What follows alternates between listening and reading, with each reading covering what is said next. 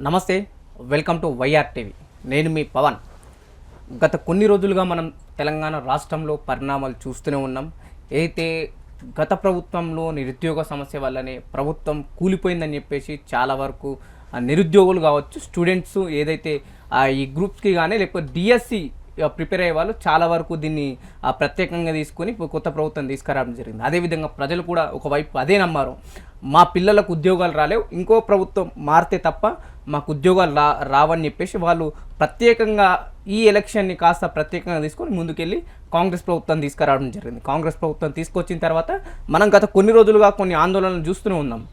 దాంట్లో ప్రత్యేకంగా నిలిచింది ఉస్మానియా యూనివర్సిటీ విద్యార్థులు ఎక్కువగా ఏదైతే రోడ్లపైకి వచ్చి నిరసనలు తెలుపుతూ వస్తున్నారు. అదేవిధంగా చాలా వరకు 2014లో మనం ఏ విధంగా అయితే తెలంగాణ ఉద్యమ సమయంలో పోలీసులు విద్యార్థులను కానీ లేకుంటే రోడ్లపైకి వచ్చి నిరసనలు తెలిపే వాళ్ళని కానీ అంచివేయడం, కొట్టడం, ఇలా బూట్ల బట్టి తొక్కడం, ఇలాంటి సన్నివేశాలు ఎన్నో చూసాం. దాంట్లో ఒక అంశం చాలా వరకు తెరపైకి వచ్చింది, మోతీలాల్ స్టూడెంట్ లీడర్ అనే అంశం. ఈ విషయాన్ని ఎందుకు గుర్తు చేస్తున్నంటే, ఏదైతే ప్రస్తుతం ఇప్పుడు తెలంగాణలో కొన్ని ఆందోళనలు షురూ కావడానికి కారణం ఏంటంటే మోతీలాల్ గారు. తనతో మాట్లాడే ప్రయత్నం చేద్దాం. అన్న, ముందుగా నమస్తే, వెల్కమ్ టు వైఆర్ టీవీ. అన్న నమస్తే బ్రదర్. ముందుగా మా నిరుద్యోగుల తరపున, విద్యార్థుల తరపున మీకు మేము చేసినటువంటి ఫస్ట్ ప్రయత్నం ఏదైతే యూనివర్సిటీ నుంచి చేసినామో అక్కడ నుంచి డే 1 నుంచి లాస్ట్ వరకు కూడా మీరు ఒక సోషల్ మీడియా ఒక ప్లాట్ఫామ్ ద్వారా నిరుద్యోగులకు అండగా నిలబడినందుకు వాళ్ళ నిరుద్యోగుల లోకం తరపున మీకు కృతజ్ఞత తెలుపుకుంటున్నా. అన్న, ముందుగా ఎలా ఉంది ఆరోగ్యం? ఎలా ఉంది? Okay, all set? ఆరోగ్యం ఓకే, ఇప్పుడు సెట్ అయింది. కొంచెం కొన్నిసార్లు నీరసం అనిపించినప్పుడు బాడీ కొంచెం ఇబ్బంది అవుతూ ఉంటుంది. అంటే ఈ గత ప్రభుత్వంలో ఏదైతే నిరుద్యోగ సమస్యను పట్టించుకోలేదు కాబట్టి, సరే తెలంగాణ వచ్చిన తర్వాత తెలంగాణ ప్రభుత్వం ఎంతో కొంత డెవలప్ చేసింది, అదేవిధంగా కొన్ని ఉద్యోగాలు ఇచ్చింది, పూర్తి స్థాయిలో ఇవ్వలేకపోయిందని చెప్పేసి విద్యార్థి నాయకులే చెప్తున్నారు కదా. ఈ ప్రభుత్వాన్ని ప్రధానంగా తెచ్చుకోవడానికి కారణం ప్రస్తుతం ఉన్న కాంగ్రెస్ ప్రభుత్వాన్ని. మీ నిరుద్యోగులే కార్యకర్తలా పనిచేసి కాంగ్రెస్ పార్టీ అధికారంలోకి రావడానికి చాలా వరకు కృషి చేశారు. ఎందుకు మళ్ళీ కాంగ్రెస్ పార్టీ కూడా నిరుద్యోగుల్ని పట్టించుకోలేకపోతుందంటే ఏం చెప్తారు? మరి వాళ్ళకు ఎందుకు పట్టించుకోవట్లేదు అంటే వాళ్ళకు సమస్యలన్నీ అవగాహన ఉన్నది. గత ప్రభుత్వంలో ఏం జరిగిందని వాళ్ళే చెప్పినారు. ఈ ప్రభుత్వం, వాళ్ళ ప్రభుత్వం వస్తే విద్యార్థులు, నిరుద్యోగులు ఎంత ఏ స్థాయిలో వాళ్ళని నమ్మినారో అనేది కూడా వాళ్ళకి తెలుసు. కాబట్టి వాళ్ళకి ఈ ప్రభుత్వం అనేది వచ్చిందనేది వాళ్ళకు కూడా తెలుసు. ముఖ్యంగా విద్యార్థులు, నిరుద్యోగులు ఈ ప్రభుత్వం వస్తే ఉద్యోగాలు, వీళ్ళైనా సిన్సియర్గా ఈ యొక్క అంశంలో చాలా సిన్సియర్గా ఉంటారు. ఈ ప్రభుత్వంతో అయినా అక్కడ ఏమనుకున్నారంటే, ఒకటి విద్యార్థులకు, నిరుద్యోగులకు మోసం చేస్తే పట్టించుకోకపోతే ఎలాంటి పరిణామాలు ఉంటాయి అనేది ఒకటి. రెండోది, వాళ్ళు ఒక ప్రభుత్వాన్ని కూడా మార్చగలము, మాకు వ్యతిరేకంగా, మాకు అనుకూలం, మా డిమాండ్లు కనుక పరిష్కారం చేయకపోతే మేము ప్రభుత్వాన్ని కూడా మేము వ్యతిరేకించగలం, మార్చగలం, మేము అనుకున్న ప్రభుత్వాన్ని కూడా మేము స్థాపించగలం అనేది ఒక సందర్భంతో మనం అర్థం చేసుకోవాల్సిన విషయం. సో ఇంత అవగాహన ఉన్న తర్వాత కూడా ఈ మేనిఫెస్టో తయారు చేసింది వాళ్ళే, డేట్లు పెట్టింది వాళ్ళే, పోస్టులు ఇంత ఇస్తామని చెప్పింది వాళ్ళే, ఇన్ని రోజుల్లో మేము పెడతామనేది వాళ్ళే. ఎవరు కూడా ఏ విద్యార్థి కానీ నిరుద్యోగి కానీ వాళ్ళని ఇది చేయాలి, ఇది కావాలని అడగలేదు అసలు ఆ సందర్భంలో. అయినా కూడా వాళ్ళు చెప్పిన తర్వాత కూడా వాళ్ళు ఫెయిల్ అయినప్పుడు, వాళ్ళకి చిత్తశుద్ధి లేనప్పుడు అది వాళ్ళ తప్పు అవుతుందా, మా తప్పు అవుతుందా? మీరు నిజంగానే నిరుద్యోగులు కేవలం ఈ ఉద్యోగాల కోసమే రోడ్లపైకి వస్తులా లేదంటే ఎందుకంటే మేము గతంలో చూసినాం 2014లో తెలంగాణ రాకముందు ఉవ్వెత్తున లేచిన ఉద్యమాన్ని ఏదైతే పోలీసులు ఏ విధంగా అణచివేసిండో, మీ విద్యార్థులు ఈ రోడ్లపైకి వచ్చి నిరసనలు తెలపడం, లేదంటే ర్యాలీలు తీయడం, ఒక మిడ్ నైట్ సెంట్రల్ లైబ్రరీ నుంచి ఇక్కడ ఊయి వరకు మిడ్ నైట్ ర్యాలీ తీయడం కావచ్చు, లేదంటే టీజీపీఎస్ ఆఫీస్ ముట్టడి కావచ్చు, విద్యాశాఖ ఆఫీస్ ముట్టడి కావచ్చు, ఒక పోలీస్ వ్యవస్థని మళ్ళీ నిద్రపోతున్న పోలీస్ వ్యవస్థను మళ్ళీ నిద్ర నుంచి లేపిల్లి, అరే మేము కూడా మళ్ళీ ధర్నాలు అవుతున్న విషయాన్ని ప్రభుత్వానికి గుర్తు చేశారు కదా. ఎందుకు ఇదంతా రాద్ధాంతం? ఒకటి, మనకు ఒక సొసైటీలో కొందరు రైతులు ఉంటారు, కొందరు బిజినెస్ మెన్స్ ఉంటారు, కొందరు రాజకీయ నాయకులు ఉంటారు, లేదంటే ఇంకొందరు వేరే రకాల ఒక సెక్షన్ ఆఫ్ సొసైటీ అనేది రకరకాలు ఉంటారు. వీళ్ళందరిలో విద్యార్థిని మోసం చేయగలము అనుకోవడం ఫస్ట్ మన మూర్ఖత్వం అవుతుంది. వాళ్ళకు ఒకసారి అవగాహన వచ్చి చైతన్యం వచ్చిన తర్వాత వాళ్ళు చేసే పోరాటం ముందులో ఎవరు చేయలేని విషయం కూడా ఈ సమాజం అందరూ తెలిసిన విషయమే. ఎందుకంటే రైతు కోసం ఎప్పుడు కూడా రోడ్ల మీద వచ్చి ఇలాంటి ఉద్యమాలు ఎప్పుడు జరగలేదు ఇన్ జనరల్గా, చాలా తక్కువ. ఎందుకంటే వాళ్ళకు అంత నాలెడ్జ్ కానీ, వాళ్ళకి ఎవరైనా చెప్పి వాళ్ళకి ఇప్పుడు ఒక నిరుద్యోగికో విద్యార్థికో వాళ్ళకు ఉన్నటువంటి నాలెడ్జ్ కానీ వాళ్ళకు ఉన్నటువంటి అబ్జర్వేషన్ స్కిల్స్ కానీ అది వేరే స్థాయిలో ఉంటుంది కాబట్టి వాళ్ళే చైతన్యం అవుతూ వేరే వాళ్ళని చైతన్యం చేసే పరిస్థితిలో ఉంటారు వాళ్ళు. వాళ్ళంత ఈజీగా కూడా రోడ్ల మీద రారు. ఎవరు చెప్తే వాళ్ళు అట్లా ప్రొవోక్ అవ్వడానికి, ఎవరు చెప్తే అట్లా ఒకరిని అట్లా క్రియేట్ చేద్దాం అనుకున్నా అది ఆర్టిఫిషియల్గానే అయిపోతుంది తప్పితే అది న్యాచురల్గా అవ్వదు. ఒకసారి అది న్యాచురల్గా అయింది అంటే ఎంతో కొంత దాంట్లో ఒక వాళ్ళు ఎఫెక్ట్ అవ్వాల్సిన స్థాయిలో ఎఫెక్ట్ అయితేనే వాళ్ళకు ఎక్స్ట్రీమ్ లెవెల్లో ఇక మేము బయటకు రావాలి అనుకున్నప్పుడు బయటకు వస్తారు. ఊకే అన్ని టైంలో బయటకు రారాలు. నిజంగా తెలంగాణలో నిరుద్యోగ సమస్య ఉందని మనం చూస్తూ వస్తున్నాం. సరే, ఏదైతే ప్రతిపక్షంలో ఉన్నప్పుడు కాంగ్రెస్కి సంబంధించిన NSUIU ఏదైతే ఉందో స్టూడెంట్ ఫెడరేషన్, కానీ ప్రభుత్వం వచ్చిన తర్వాత ఇలాంటి విద్యార్థి సంఘాలు బయటకు వస్తలేవు. నిజంగా పూర్తి స్థాయిలో నిరుద్యోగ సమస్యని రేవంత్ రెడ్డి గారి ప్రభుత్వం దాని ప్రాబ్లమ్ సాల్వ్ చేస్తుందని వాళ్ళు చెప్తున్నారు. మీరేమంటున్నారు అంటే అదే ఉస్మానియా యూనివర్సిటీకి సంబంధించిన విద్యార్థులు చెప్పింది. మీరు కూడా అదే ఉస్మానియా యూనివర్సిటీ విద్యార్థి కాబట్టి మీరు ఒకవైపు నిరుద్యోగ సమస్య ఉంది, తేలట్లేదని మళ్ళీ రోడ్లు ఎక్కుతున్నారు. దీన్ని ఎట్లా చూడొచ్చు? యాక్చువల్గా అసలు ఈ నిరుద్యోగుల మూమెంట్లో మేము కేసీఆర్ గారి మీద ఎగ్నెస్ట్గా జాబులు రాలేదని చెప్పేసి ఫైట్ చేస్తున్న ప్రయత్నంలో పేపర్ లీక్లు 1కి 16 పేపర్ లీక్ అవ్వటం, దాని తర్వాత ప్రవళిక సిస్టర్ చనిపోవటం, అక్కడ కూడా ఒక క్యారెక్టర్ అసాసినేషన్ లాగా స్టేట్మెంట్ రావటం. సో అవన్నీ సిరీస్ ఆఫ్ ఈవెంట్స్ అనేది ఒక నిరుద్యోగుల్లో ఒక ఎమోషన్ని జనరేట్ చేసుకుంటూ వచ్చింది యాంటీ గవర్నమెంట్ మీద. ఆ యొక్క మూమెంట్లో మరి కీలక పాత్ర పోషించి వెనక నుండి బ్యాక్ బోన్గా నడిపించింది ఎవరు? మరి ఇదే NSUI, ఇదే ఇప్పుడు ఈరోజు రియాజ్ గారు, బల్మూరి వెంకట్ గారు. వీళ్ళు నిరుద్యోగులను బస్సు యాత్రలు పెట్టేసి బస్సుల్లో తీసుకుపోయి తిప్పి ఊళ్ళలోకి తీసుకుపోయి డిఎస్సి చేసి. ఆ టైంలో మీరున్నారా? నేను దాంట్లో లేను. నేను ఎక్కడ కూడా నేను నాకు చేయగలిగింది నేను చేసుకుంటూ పోయిన తప్పితే. అంటే అప్పుడు కూడా అది సమస్యనే కదా? సమస్యనే. అప్పుడు సమస్య. అక్కడ నేను ఇండివిజువల్గానే ఫైట్ చేసిన, ఇక్కడ కూడా ఇండివిజువల్గా ఫైట్ చేస్తున్నా. అల్టిమేట్గా ఇప్పుడు నేను చెప్తున్నాను.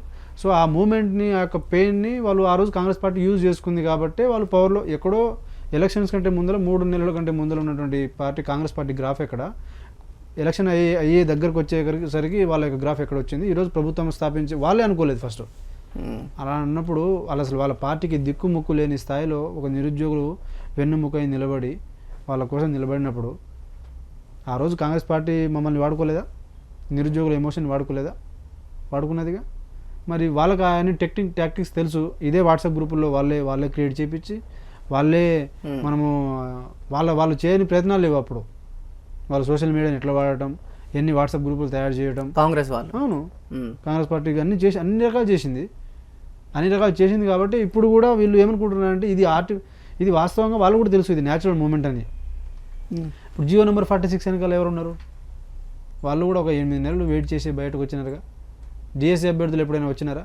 లాస్ట్ మినిట్లో వాళ్ళకు కన్సర్న్ ఉంది, వాళ్ళకు ఒక పెయిన్ ఒక దగ్గర పడ్డప్పుడు వాళ్ళు బయటకు వచ్చినారు. గ్రూప్ 2, గ్రూప్ 3 అభ్యర్థులు అంత ఈజీగా వస్తారా?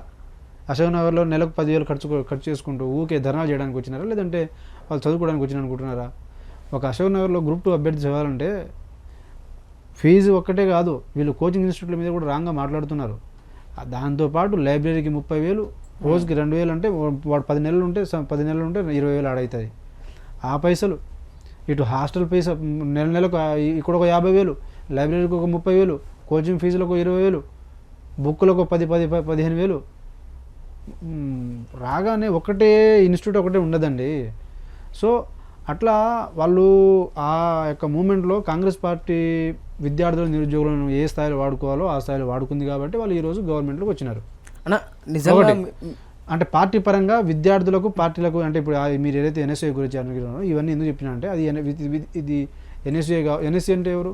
కాంగ్రెస్ సంబంధించిన విద్యార్థి సంఘం విభాగం. వాళ్ళే దాన్ని చేసి దాన్ని ప్రొవోక్ చేసి దాన్ని వాడాల్సిన వాళ్ళు వాడుకొని వాళ్ళకు ఉద్యోగాలు వచ్చినా మీకు రాలేదని చెప్పేసి వాళ్ళు విత్ ఇన్ స్టూడెంట్లో కూడా కొందరిని చేతిలో పెట్టుకుని చాలా వరకు ముందు తీసుకుపోయిన సందర్భాలు కూడా ఉన్నాయి. అల్టిమేట్గా ఏంటంటే ఎవరు ఎక్కడ చేసినా కూడా ఆ రోజు ఎట్లా చూసినారంటే నిరుద్యోగులకు, ఇప్పుడు కేసీఆర్ గారు అన్యాయం చేయకపోతే కాంగ్రెస్ పార్టీ మమ్మల్ని ఎట్లా వాడుకుంటుంది? వాడుకోలేదుగా. ఈరోజు కాంగ్రెస్ పార్టీ అన్యాయం చేయకపోతే వేరే పార్టీ మమ్మల్ని ఎందుకు వాడుకుంటుంది?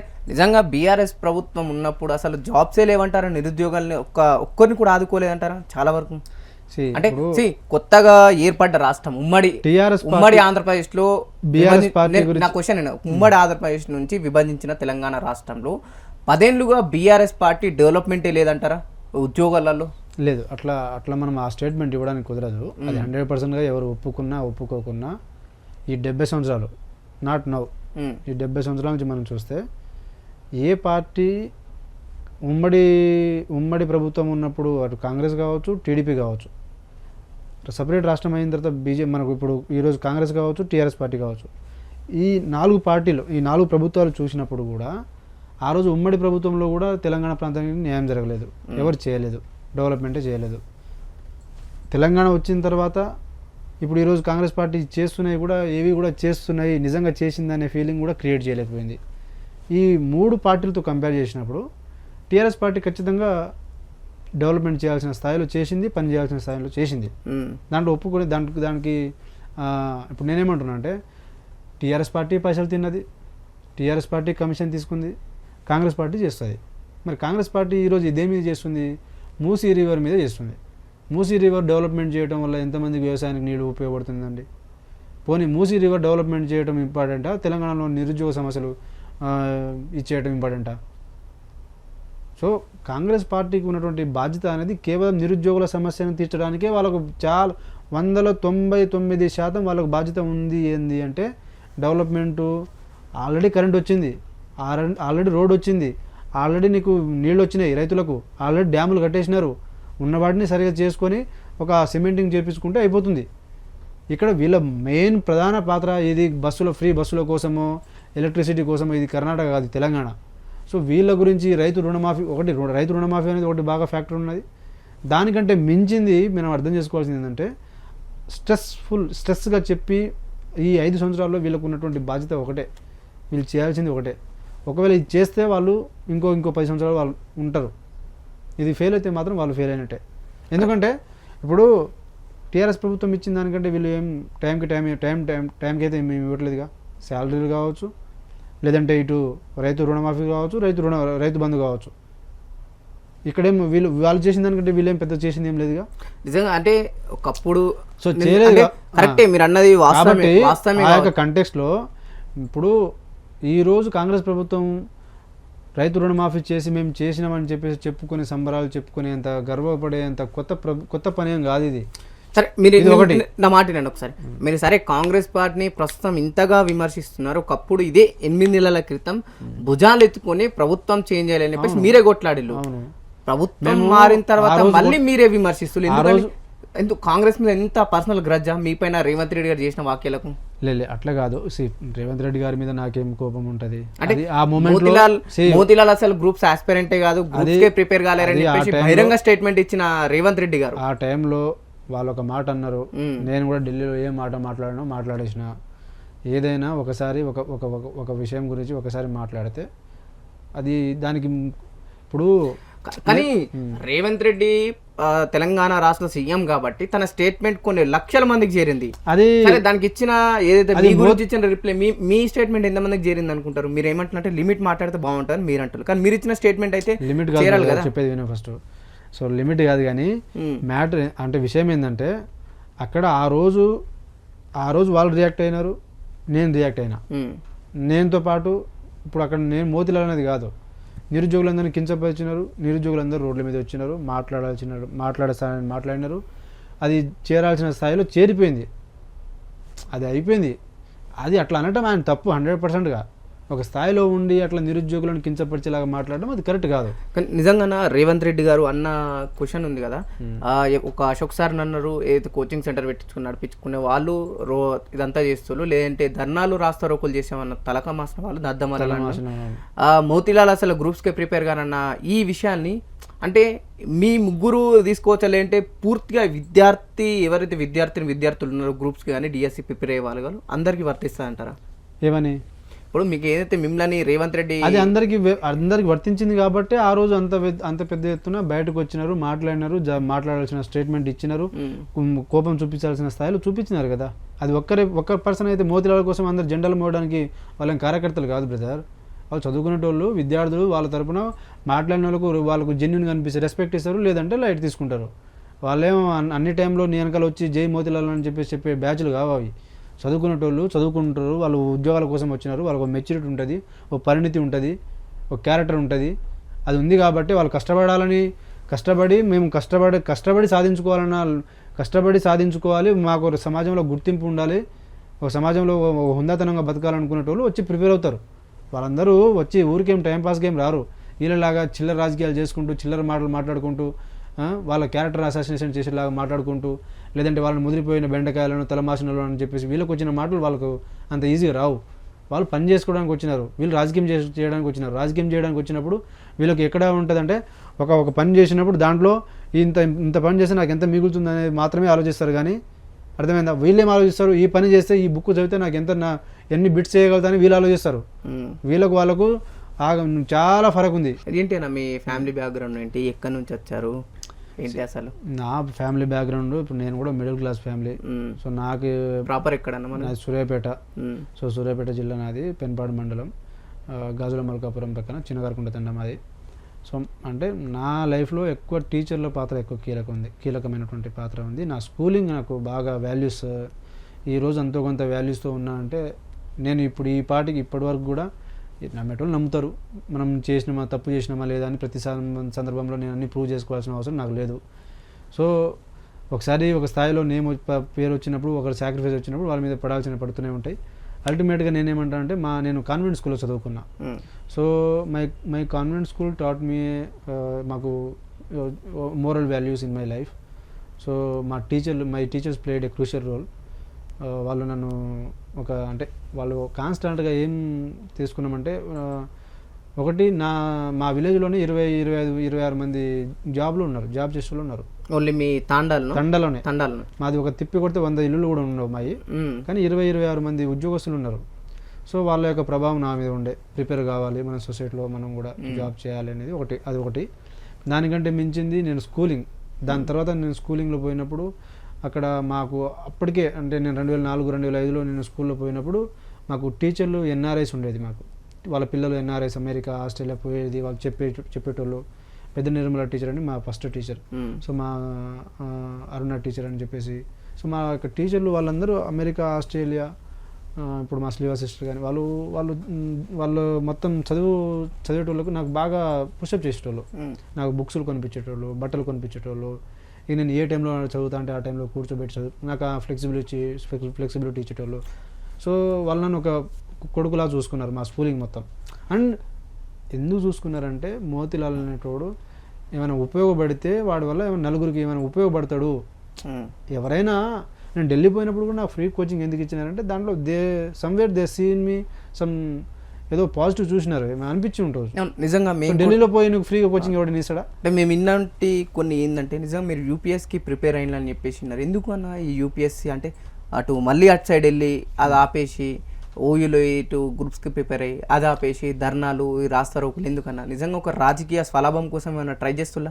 ఫస్ట్ ఫ్రమ్ డే 1 నుంచి నేను యూపీఎస్సీ ఎందుకు ప్రిపేర్ అయినా అంటే, నేను సొసైటీకి ఏదైనా చేయాలనే ఆలోచన నాకు ఉంది. Okay, point number 1. దానికోసమే నేను ఇంటర్మీడియట్ అయిపోయిన తర్వాత డిస్టెన్స్లో డిగ్రీ చేసేసి ఢిల్లీ వెళ్ళిపోయినా. 3 years అయిపోయింది. ఆ ప్రాసెస్లో మనకు 10th ఇంటర్మీడియట్ వరకు ఒక టైప్ ఆఫ్ థింకింగ్ ఉంటుంది.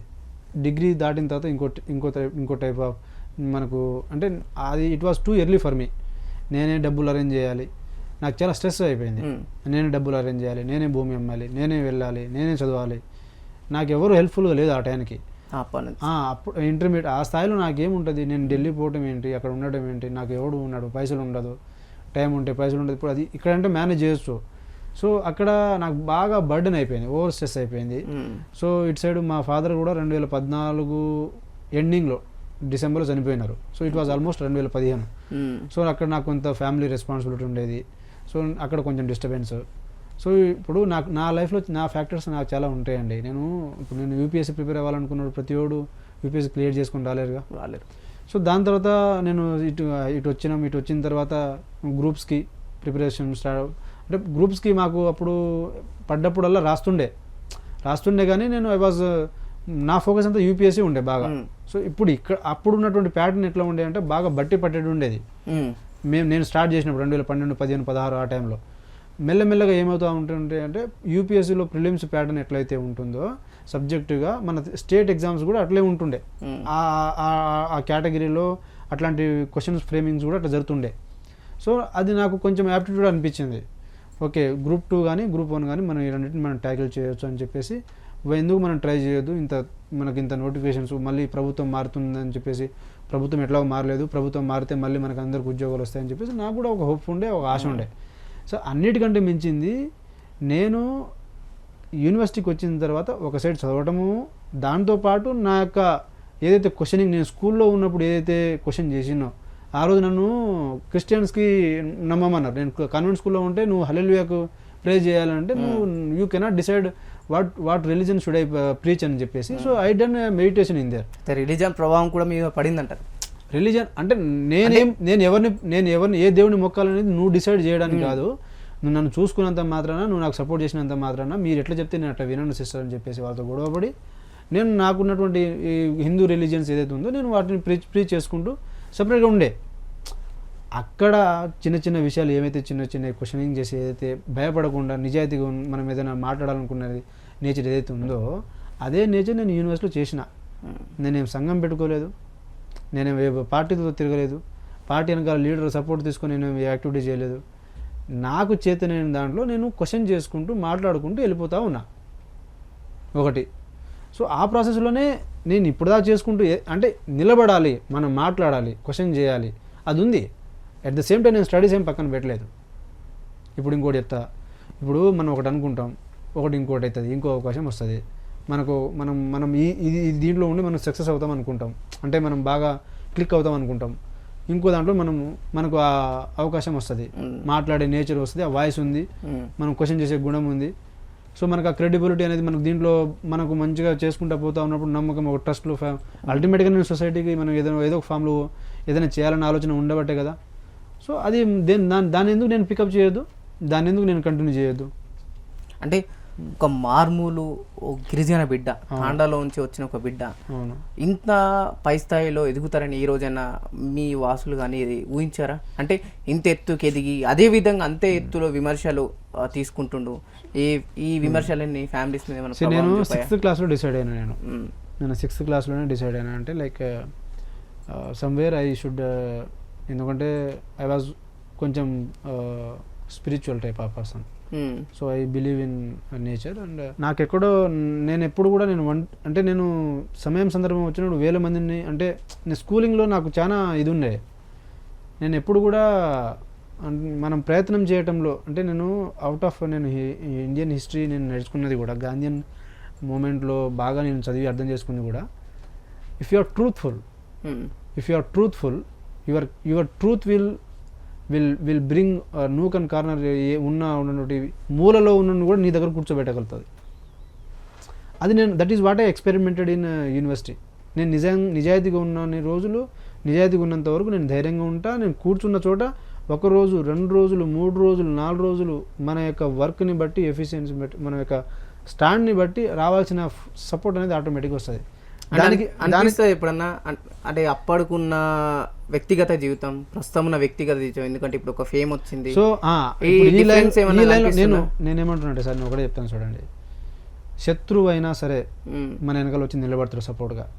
నువ్వు క్యారెక్టర్ నిలబెడితే, నువ్వు నిలబడి నువ్వు ఆ మొండితనం, ఆ కమిట్మెంట్ ఉండాలి, నిలబడాలి ఆ విషయం మీద. వచ్చేయాలి. అంటే మీరు ఏదైతే క్యారెక్టర్ గురించి వచ్చేయమన్నా డబ్బుల ఆఫర్ కానీ, అంటే చాలా వరకు కొన్ని ఛానళ్ళు అయితే సర్క్యులేట్ చేసినాయి. మోతిలాల్ నిరాహార దీక్ష చేశారు 9 రోజులు. ఇంతకుముందు ఉన్న క్వశ్చన్కి ఆన్సర్ ఏమంటున్నా అంటే, మా వాళ్ళు అనుకున్నారా లేదా అని నాకు తెలియదు, కానీ నేను ఇంతవరకు చేసినంటే this is not happened with my, నా యొక్క శక్తితో అయింది కాదు ఇది. ఇప్పుడు నా ప్లేస్లో ఇంకోటి ఉంటే వాడు ఎన్ని సంపాదించుకొని పోయేటోడు. మీరు సంపాదించుకోలేరా? సంపాదించుకున్నారంటే మీరు చూపెట్టండి. అంటే ఎందుకంటే 9 రోజులు ఆమరణ నిరాదీక్ష గాంధీలో ఉండి పెద్ద పెద్ద రాజకీయ నాయకులు, రాష్ట్రంలో కీలక భూమిక పోషించిన రాజకీయ నాయకులు మీ దగ్గరకు వచ్చి పరామర్శించడం, ఒక్కసారి కూడా ఎక్కడి నుంచి కూడా ఒక ఆఫర్ రాలేదంటే?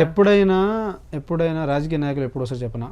ఫస్ట్ ఆఫ్ ఆల్ ఎప్పుడైనా గుర్తుపెట్టుకోరి, ఒకటి జనాల్లో నిజంగా మూమెంట్, స్టూడెంట్లలో జెన్యున్గా ఫైట్ చేస్తున్నాడు మా కోసం అని చెప్పేసి వాళ్ళందరూ నమ్మి వాళ్ళందరూ గ్యాదర్ అవుతున్నప్పుడు నేను ఇది చెప్పిన వాళ్ళకి, వీళ్ళని చూసి పార్టీలు వస్తాయి, పార్టీలను చూసి మీడియా వస్తుంది, మీడియా చూసి ఇంకా తెలియని వాళ్ళకి తెలుస్తుంది.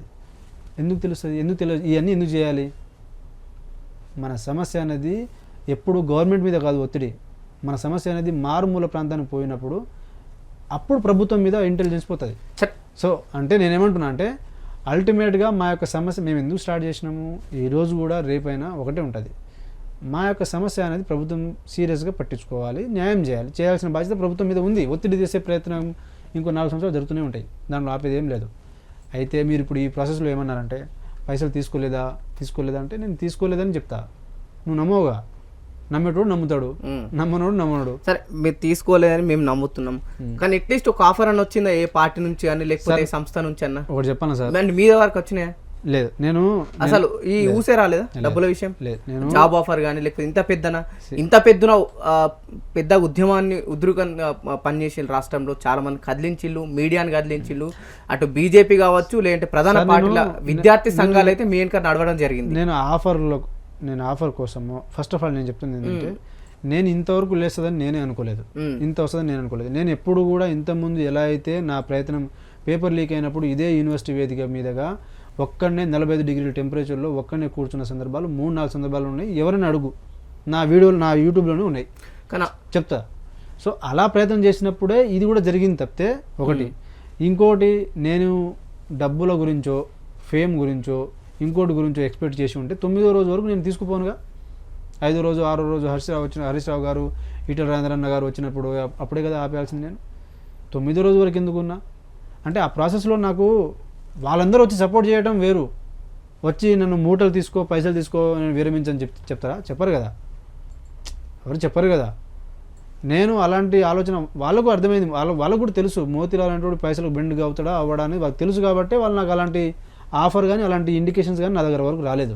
అంటే నిజంగా ఎక్కడో ఒక యూనివర్సిటీలో చిన్న నిప్పురవ్వ రాజేసి అట్లా వదిలేశారు, తెలంగాణని మళ్ళీ ఒక ఉద్యమ రూపాన్ని తీసుకురావడం జరిగింది. ఇప్పుడు ఓయూలో పరిస్థితులు ఎప్పుడు చూసినా సరే ఆ పోలీసుల నిర్బంధాల్లో, ఈ హౌస్ అరెస్ట్లో లేకపోతే రూమ్లో ఉన్న మీలాంటి విద్యార్థులను కూడా తీసుకుపోయి జైల్లో వేయడం ఎలా అనిపిస్తుంది వీటన్నిటిని చూస్తే? Sir character sir, if you are truthful, నువ్వు ఒక విషయం మీద సిన్సియర్గా ఉంటే అది ఎంతమందిని గ్రాప్ చేయాలో అంతమంది గ్రాప్ చేస్తుంది.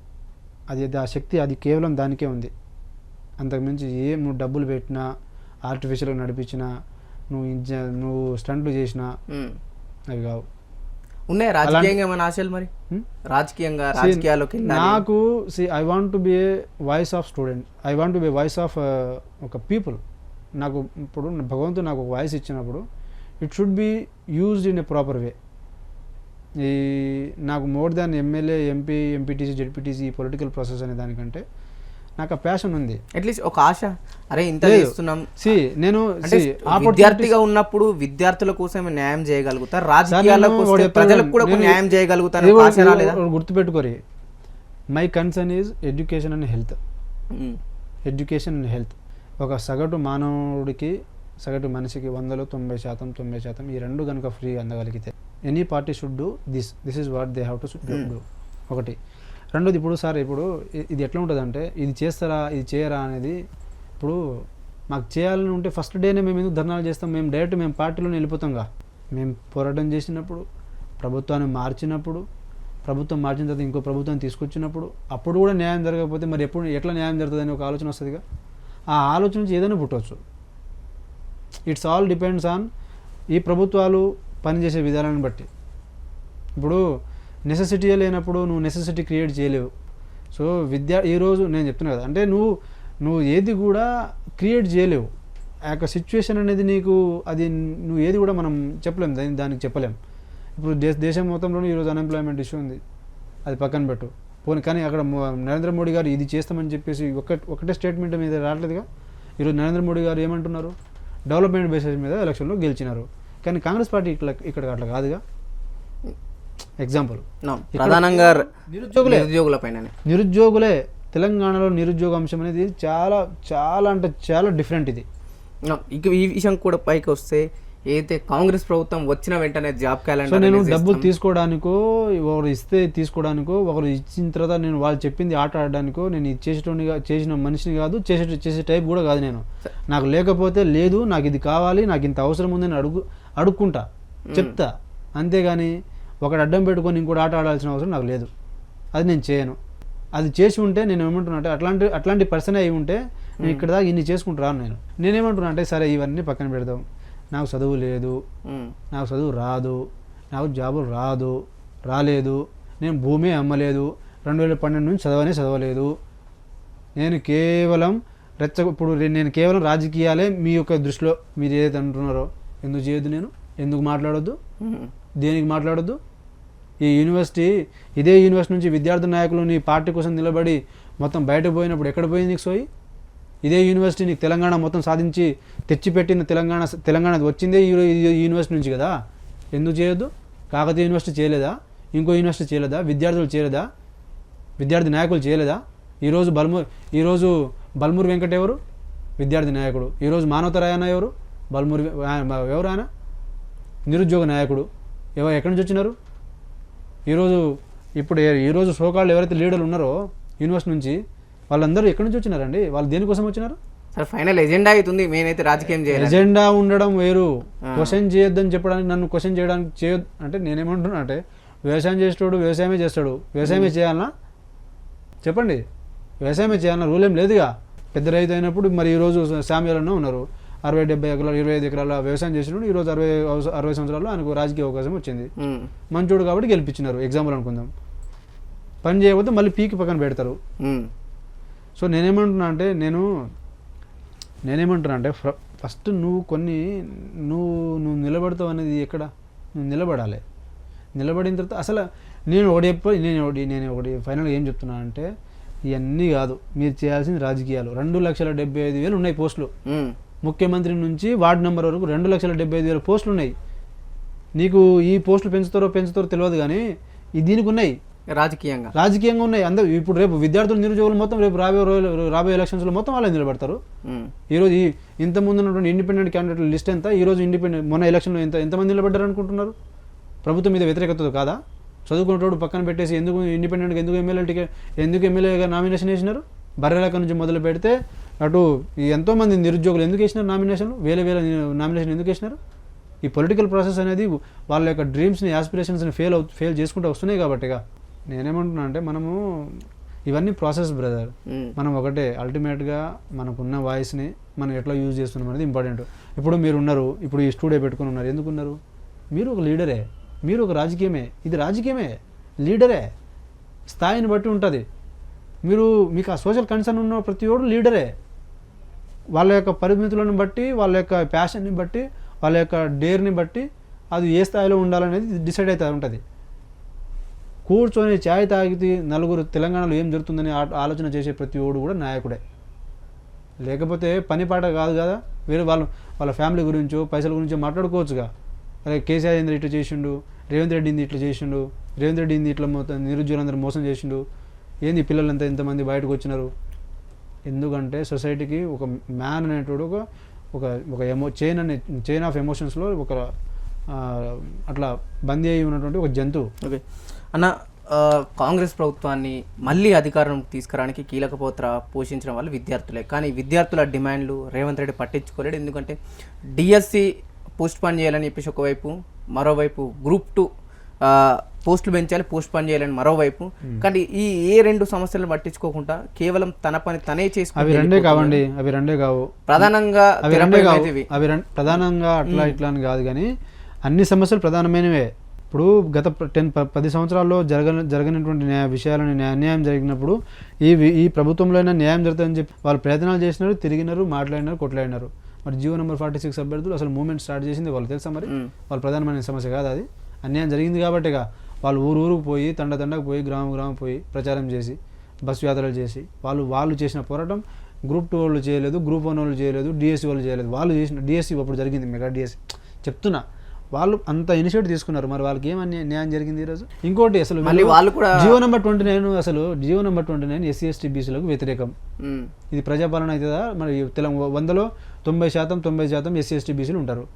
మరి నువ్వు ప్రజల పాలన అంటే నువ్వు ఎస్సీ ఎస్టీ బీసీలకు అన్యాయం జరిగినప్పుడు, వాళ్ళ పిల్లలకు అన్యాయం జరిగినప్పుడు నువ్వు ప్రజాపాలన ఎట్లయితుంది? అని ఇన్ని విషయాలపైన మీకు ఇంత కొద్దిగా రాజకీయంగా చాలా మంది గుర్తింపు వచ్చింది. ఇప్పుడున్న ప్రభుత్వంలో ఉన్న రాజకీయ నాయకులు కావచ్చు, లేకపోతే అధికారులను కలిసే ప్రయత్నం చేశారు. అన్న మాకు ఈ సమస్యలు ఉన్నాయి, మేము ప్రధానంగా కాంగ్రెస్ పార్టీని తెచ్చుకున్నాం, మా సమస్యలు ఇప్పటికైనా పరిష్కరించండి అని మాట్లాడే ప్రయత్నం చేశారు ఎప్పుడైనా? ఇప్పుడు మేము ఆల్రెడీ ఇంతకుముందు మేము అడిగినాం, మాకు అపాయింట్మెంట్ కావాలని అడిగినాం. సో మేము చేయబోయేది కూడా తెలంగాణలో డైరెక్ట్లీ ఆర్ ఇండైరెక్ట్లీ ఒక నెల రోజుల పాటు నిరుద్యోగుల సమస్యలు ప్రభుత్వ దృష్టికి తీసుకుపోయే మార్గాలు రకరకాలు చేసినారు. అది కేసుల రూపంలో కావచ్చు, కోర్టుల రూపంలో కావచ్చు, పార్టీలో ఉన్నటువంటి సింపథైజర్స్ వాళ్ళు మాట్లాడడం కావచ్చు, మేము దీక్షలు చేయడం వల్ల కావచ్చు, ర్యాలీలు కావచ్చు, రకరకాల ఫామ్స్లో పోయినాయి. సో మేము ఇప్పటికి కూడా గవర్నమెంట్ మాకు అవకాశం ఇస్తే మేము పోయి కలుస్తాం, మాట్లాడి చెప్తాం. కానీ నాకు తెలిసి నేను ఇక్కడ చెప్పదలుచుకోవాలి అంటే ఇక్కడ ఇది అని దానికంటే మేము ఒక 1000 మంది తక్కువ 100 మంది ఉన్నాం. 100 మందితో మాత్రం ఢిల్లీ వెళ్తున్నాం. ఢిల్లీ వెళ్ళి రాహుల్ గాంధీ గారిని కలుస్తాం, రిప్రజెంటేషన్ ఇవ్వడానికి అయితే వెళ్తున్నాం. ఏ విషయంలో? నిరుద్యోగ సమస్య పైన. మాకు ఎందుకంటే ఏ సమస్య కూడా మాకు అవ్వలేదు. అట్లని మేము నిరుద్యోగం రోడ్ల మీద రమ్మని చెప్పలేము ఇప్పుడు, ఎందుకంటే చదువుకుంటున్నారు, వాళ్ళు చదువుకుంటూనే ఉండాలి. సమయం సందర్భం వచ్చినప్పుడు మాత్రం వాళ్ళు మాకు సపోర్ట్ చేస్తారు. అన్ని టైంలో వాళ్ళని మేము బయటకు రమ్మని చెప్పాం. ఈ యొక్క వేదిక ద్వారా కూడా నేను వాళ్ళకు అదే నేను ఏమంటున్నా అంటే మేము వాళ్ళకి చెప్పే విషయం కూడా అదే. మేము మా ప్రయత్నం అనేది కాన్స్టెంట్గా చేయకపోతే ఇప్పుడు నన్ను ఎట్లాగో క్రిటిసిజం వస్తుంది. నేను చేస్తే ఏమో ఒక రకం, చేయకపోతే ఏమో ఇంకో రకం. చేస్తున్నాడంటే టీఆర్ఎస్ పార్టీ చేపిస్తుంది, ఆపేస్తున్నాడంటే మళ్ళీ కాంగ్రెస్ పార్టీ పైసలు ఇస్తుంది. ఇప్పుడు ఒకే పర్సన్కి నాకు కాంగ్రెస్ పార్టీ పైసలు ఇచ్చి ఆపేసినప్పుడు మళ్ళీ టీఆర్ఎస్ పార్టీ పైసలు ఇచ్చి నేను పోయి ఇక్కడ ఢిల్లీ వరకు నేను దీక్షలు చేస్తే మరి కాంగ్రెస్ వాడు అడగడా, ఏమ్రా నువ్వు మరి పైసలు తీసుకున్నావు ఢిల్లీ వరకు ఎట్లా పోతావు అని అడుగుతారా?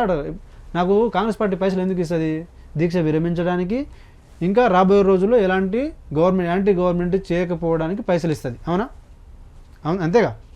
యాంటీ గవర్నమెంట్ చేయొద్దు, దీక్ష విరమించు, ఈ 2 ఫ్యాక్టర్స్ మీద నీకు పైసలు ఇస్తుంది. ఒకవేళ అదే నిజమైతే మరి నేను వాళ్ళ దాంట్లో 2 కండిషన్ ఏదైతే ఉందో, దీక్ష ఇంకా యాంటీ గవర్నమెంట్ యాక్టివిటీ చేయొద్దు అని చెప్పేసి వాళ్ళు ఏదైతే కండిషన్ పెడతారో ఆ కండిషన్ నేను ఎగ్నెస్ట్గానే చేస్తున్నా కదా. నేను దీక్షలు చేస్తూనే ఉన్నా, ధర్నాలు చేస్తూనే ఉన్నా, మాట్లాడుతూనే ఉన్నాగా. యాంటీ గవర్నమెంటేగా నేను చేసేయండి ఒకటి. రెండోది, ఇప్పుడు టీఆర్ఎస్ పార్టీ నాకు అక్కడ దాకా తీసుకుపోతే ఒకటే పర్సన్కి ఒకళ్ళు నిజంగా నాకు అదే ఉంటే మరి నేను 10 మందితో ఎందుకు పోతా బ్రదర్? నేను 1000 మందితో పోతా కదా. ఇప్పుడు మేము ఆ 100 మంది కూడా మేము ఏ పార్టీ దగ్గర కూడా సపోర్ట్ తీసుకోదలుచుకోలేదు. యాక్చువల్గా మొన్నటి వరకు మేము తీసుకుందాం అనుకున్నాం, కానీ మేము ఏ పార్టీ దగ్గర సపోర్ట్ తీసుకోదలుచుకోలేదు. ఇది టోటల్గా ఒక బయట ఉన్నటువంటి సమాజంలో మేము ఆ ఫండింగ్ చేసుకొని మా యొక్క కన్సర్న్, మా మీద సింపథైజర్స్ ఎవరైతే ఉంటారో వాళ్ళ దగ్గర నుంచి ఫండింగ్ చేసుకొని ఈ 100 మందితో మాత్రం మేము ఢిల్లీ వెళ్ళి రిప్రజెంటేషన్ ఇవ్వడానికి, రాహుల్ గాంధీ మాకు కలిసినంత వరకు ఢిల్లీ విడిచిపెట్టి రాము. అసలు ఏంటి అన్న మీ జీవనోపాధి ఏంటి? అంటే ఏదో ఒకటైతే కష్టంగా ఉండాలా, సంపాదన అయితే ఉండాలా. నాకు యూనివర్సిటీలో ఉన్నప్పుడు నాకు పెద్ద ఖర్చులు ఏముంటుంది బ్రదర్? సరే, యూనివర్సిటీ దాటిన తర్వాత ఖర్చులు అయితే ఉంటాయి కదా. ఇప్పుడు మా ఉపాధి కోసం మేము ఎక్కడో ఒక జాబ్ చేస్తున్నాం, జీవితం గడవాలంటే ఏదో ఒక సంపాదన కావాలి. రైట్, మీరు అన్నది కరెక్టే. ఇప్పుడు నా ఖర్చులు, ఇప్పుడు నేను ఇప్పటివరకు నాకు అసలు ఖర్చులు ఏముంటాయని, నాకు ఎంత ఖర్చులు ఉన్నాయని. ఒక టీ తాగుతావు, బయటకు వెళ్తావు, బండి వేసుకొని వెళ్తావు, లేదంటే దానికి పెద్ద లక్షలు అయితే కాదుగా. నేను మరీ అవి లేనంత ఇదేం కాదుగా. నేను మరీ అసలు అవే లేనంత ఇదేం కాదు. లైఫ్ సర్వైవ్ కావాలంటే ఏదో ఒక సంపాదన అయితే ఉండాలి ఖచ్చితంగా. నేను స్టూడెంట్ బ్రదర్, నేను స్టూడెంట్ స్థాయిలో నేను బయటకు వచ్చి పెళ్లి చేసుకొని పెళ్లి చేసుకున్న తర్వాత నేను కుటుంబం ఎట్లా సాధాలని చెప్పేసి ఇప్పుడు ఈరోజు స్టూడెంట్స్ అందరూ ఉన్నారు. వాళ్ళకి లక్షలు నెలకు 10,000 వస్తున్నాయి, వాళ్ళకు 5,000 వస్తున్నాయా? వాళ్ళకి అవి కూడా లేవు బ్రదర్. యూనివర్సిటీ అవును, కొందరికి. ఇప్పుడు మీరు సరే ఉద్యమాల్లో ఉన్నారు కాబట్టి ఇప్పుడు ప్రస్తుతం ఏమంటే ఇప్పుడు వచ్చి నిరసనలు రాస్తారోకులు చేస్తున్నారు కాబట్టి ఎంతో కొంత ఖర్చు అయితే ఉంటుంది. మిగతా వాళ్ళకి కాకుండా మీకు ఇప్పుడు నేను చేసే ప్రయత్నం అనేది మంచిగా ఉన్నప్పుడు నా ఫ్రెండ్ సర్కిల్లో ఉంటారు సపోజ్, నేనేమంటున్నా అంటే నాకు అసలు వేలు పెట్టి ప్రోగ్రామ్ చేసే పరిస్థితి నాకు ఎప్పుడు రాలేదు. ఇప్పుడు దాకా నేను ఏం మాట్లాడినా నాకు అంత ఖర్చుతో కూడుకున్నది ఏం జరగలేదు. సో నాకు పైసల పరంగా ఇప్పుడు నేను ఇంటికి పంపించేది ఏం లేదు, ఇంట్లో నుంచి అడిగేది కూడా ఏం లేదు. సో నాకు కొంత ఉంటుంది. ఉంటున్న డొనేషన్స్తో ఉంటున్నా అంతే. గినేషన్స్ తీసుకునే బ్యాచ్ కాదు నాది, అర్థమైందా? నేను వీళ్ళ పోయి అడిగి చెంచాలు చేసే టైప్ కాదు. నేను ఒకళ్ళు చేస్తే నేను చెప్తున్నా కదా అవసరాన్ని బట్టి. ఇప్పుడు ఈ ప్రోగ్రామ్ చేస్తే 10 లక్షలు కావాలని చెప్పేసి 20 లక్షలు తీసుకొచ్చి ఇంకో 10 లక్షలు మిగిలించుకునే బ్యాచ్ కాదు నాది. రాబోయే రోజుల్లో ఖచ్చితంగా మా యొక్క అవసరాన్ని బట్టి మేము ఖచ్చితంగా ముందుకెళ్తాం. పార్టీల దగ్గర మాత్రం వెళ్ళాం. ఏదైనా జాబ్కి ఏమైనా ప్రిపేర్ అవుతున్నా? ప్రిపరేషన్ అవుతుంది. అంటే నిజంగా జాబ్ నేను కొట్టాలని ఆలోచన ఉందా, లేకుంటే దీంట్లో ఉంటూ ఈ విద్యార్థి నాయకుడుగా ఉండాలి, లేదంటే రాజకీయానికి వెళ్ళాలని ఒక ఆలోచన ఉందా? నాకు వాయిస్ని అయితే ఖచ్చితంగా నేను తీసుకెళ్తా. ఒకసారి ఇప్పుడు నాది మంచో చెడో ఇంతవరకు వచ్చింది, ఎవడు ఏమనుకున్నా ఖచ్చితంగా నా వాయిస్ని ఎక్కడ సమస్య ఉన్నా ఆ సమస్య గురించి నా వాయిస్ వినిపించాల్సిందే, నిలబడాల్సిందే, మాట్లాడాల్సిందే. అది ఏ సమస్య అయినా, అది కుల సమస్య అయినా, కుల సమస్య కాకుండా నీళ్ళ సమస్య అయినా, నిధుల సమస్య అయినా, అది ఏదైనా సరే మనకు ఒకటి ఇచ్చినప్పుడు మనం దానికి ఎందుకు మాట్లాడవద్దు, దానికి ఎందుకు ముందుకు పోవద్దు, అది తప్పేమా, అది తప్ప అసలు తప్ప అన్నట్టుగా మాట్లాడతారు. తప్పు ఎట్లయితుంది? ఇప్పుడు ఎడ్యుకేషన్, హెల్త్ అనేది 100లో 99%. నేనేమంటున్నా అంటే మీరు ఎమ్మెల్యేలు, ఎంపీలని మీరు అక్కడే స్ట్రక్ అయినారు. కానీ ఒక ఎడ్యుకేషన్ పాలసీ వచ్చిందా? ఇప్పుడు నేనేమంటా అంటే 100%లో ఏ రాజకీయ నాయకుడు వచ్చినా వాడు దోచుకొని పోవటమే ఉంది. ఎడ్యుకేషన్, హెల్త్ ఈ 2 సెక్టార్స్లో 15% ఫిక్స్డ్ బడ్జెట్ కనుక, అంటే ఏ ప్రభుత్వం మారినా 100లో 30 రూపాయలు ఖచ్చితంగా వీటి మీద కాన్స్టాంట్గా పుషప్ ఉండాల్సిందే. ఓకే, అట్లాంటి బడ్జెట్, అట్లాంటి యాక్ట్ కనుక ఎడ్యుకేషన్, హెల్త్, ఎడ్యుకేషన్ రెండింటి మీద పర్మనెంట్ బడ్జెట్ ఉండాలి 30%. కొఠారి కమిషన్ 1954లో చెప్పింది ఏమని, ఎడ్యుకేషన్ మీద 30% బడ్జెట్ ఉండాలని చెప్పేసి. ఈరోజు మేము అడుగుతుంది 15% బడ్జెట్ అడుగుతున్నాం ఎడ్యుకేషన్ మీద, హెల్త్ మీద 15% బడ్జెట్ అడుగుతున్నాం. ఆ బడ్జెట్ అనేది ఫిక్స్డ్ ఉండాలి.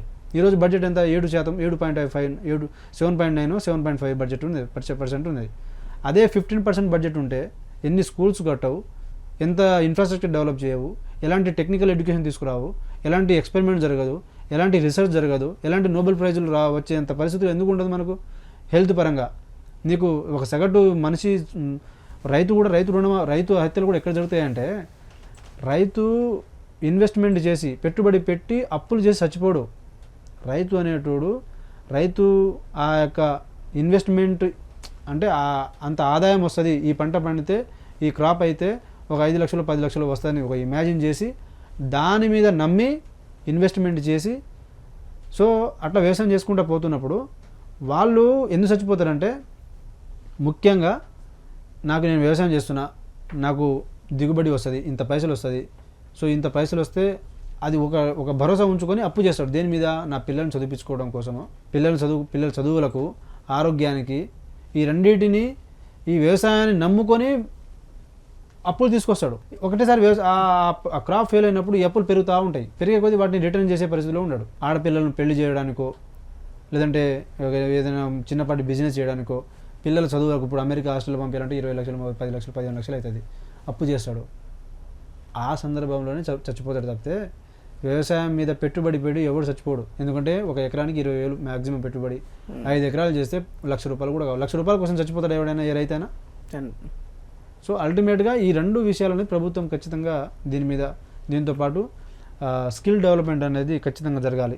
ఎందుకంటే ఎంప్లాయ్మెంట్ జనరేషన్ అనేది, నేనేమంటున్నా అంటే 100% ఎంప్లాయ్మెంట్ జరగాలి, లేదంటే అందరికీ ఎట్లా ఉద్యోగాలు ఇస్తామని నేను చెప్పట్లేదు. బట్ ఇవ్వగలిగే స్థాయిలో కూడా వీళ్ళు ఇవ్వనప్పుడు ఇవ్వాలి కదా. 2 లక్షల హామీ ఇచ్చినాయి కావచ్చు, 2 లక్షలు జాబ్ క్యాలెండర్, 2 లక్షలు ఇప్పుడు ఇవి ఏవైతే హామీలు చెప్పినాయో అవి కూడా చేయాలి కదా.